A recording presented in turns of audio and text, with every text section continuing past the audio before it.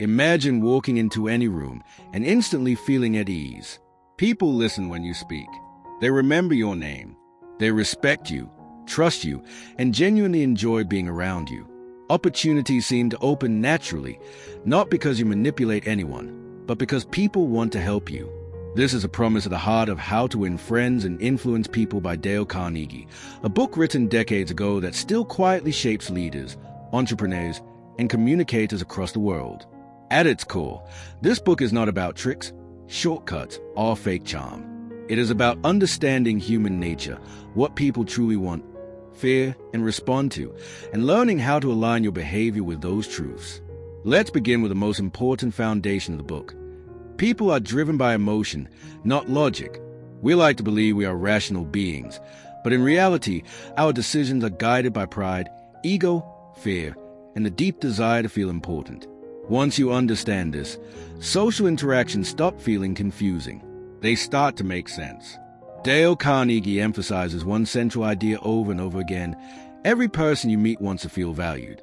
If you can genuinely satisfy that desire, you will win friends, loyalty, and influence without force.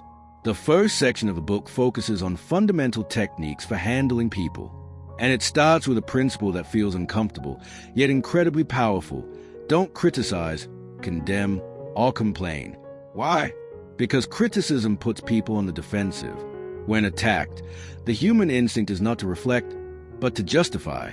Even when criticism is correct, it usually damages relationships rather than improving behavior. People will protect their self-image at all costs. Carnegie explains that no one likes to admit they are wrong. When you criticize someone, you hurt their pride.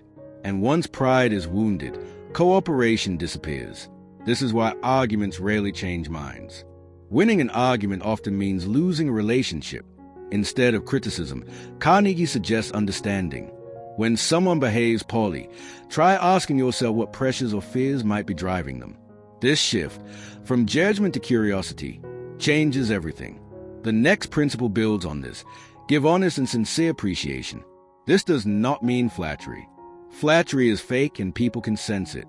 Appreciation is genuine recognition of effort, character, or contribution. Think about how rarely people receive sincere praise. Many people go through lifestyle for recognition. When you notice and acknowledge their value, you stand out instantly. A few honest words of appreciation can create goodwill that lasts for years. Then comes one of the most powerful ideas in the entire book: arousing the other person an eager want. People don't care about what you want. They care about what they want. If you want to influence someone, stop talking about your desires and start talking about theirs. Show how your idea benefits them, solves their problem, or fulfills their need. This principle applies everywhere: work, friendships, business, family. Influence is not about pushing. It's about alignment. The second major section of the book focuses on how to make people like you. And surprisingly, the first rule has nothing to do with talking. It's about listening. Carnegie says, become genuinely interested in other people. This sounds simple, but it's rare. Most people listen only to reply. They wait for their turn to speak. But when you truly listen, when you give someone your full attention, you make them feel important. One of the easiest ways to apply this is by asking questions and letting others talk about themselves.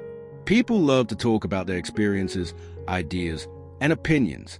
When you show interest, they associate the positive feeling with you. Another simple but powerful principle is smile. A genuine smile signals warmth, openness, and safety. It costs nothing, yet it changes how people perceive you instantly. Carnegie emphasizes that a smile is not just a facial expression, it's an attitude. Then comes something many people underestimate: remember names. A person's name is deeply personal. When you remember and use it, you signal respect and attention. Forgetting names, on the other hand, sends a message, often unintentionally, that the person doesn't matter. Carnegie also points out that to be interesting, you must first be interested. Instead of trying to impress others with your knowledge or achievements, focus on drawing out what excites them. This makes conversations feel natural and enjoyable. He also warns against one common mistake: talking too much about yourself. People are not impressed by constant self-promotion. In fact, it often creates distance. Influence grows when others feel heard, not overshadowed. As the book progresses, it moves into one of the most challenging areas of human interaction, changing people without causing resentment. Carnegie makes it clear that telling people they are wrong, directly and bluntly, almost never works. Even if you're right, you damage the relationship. Instead, he suggests beginning with praise and honest appreciation before pointing out mistakes. This softens resistance and keeps dignity intact. Another powerful technique is calling attention to mistakes indirectly. Rather than saying, "You did this wrong," you might say, "I've made this mistake myself before," or "What do you think about trying it this way?" This approach invites cooperation instead of defensiveness. Carnegie also encourages leaders to talk about their own mistakes first. When you admit your flaws, others feel safe admitting theirs. This creates trust and openness. One of the most important principles here is let the other person save face. Public embarrassment, harsh correction, or humiliation destroys morale. When you protect someone's dignity, even during correction, you preserve the relationship. Then there's the idea of praise, the slightest improvement. People grow in the direction of encouragement. When effort is recognized, motivation increases. When effort is ignored or criticized, people shut down.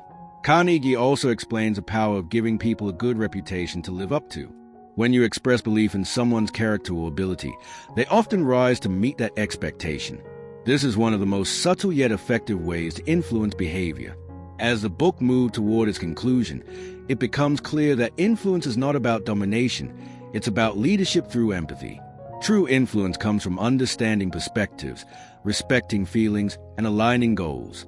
It comes from humility, patience, and emotional intelligence. One of the strongest messages of the book is that you cannot win people over by force. You can only invite them. When people feel respected, understood, and valued, they naturally move in your direction. This book also teaches that social power is not loud. It's quiet. It doesn't announce itself. It's built through small, consistent actions, listening, appreciating, encouraging, and understanding.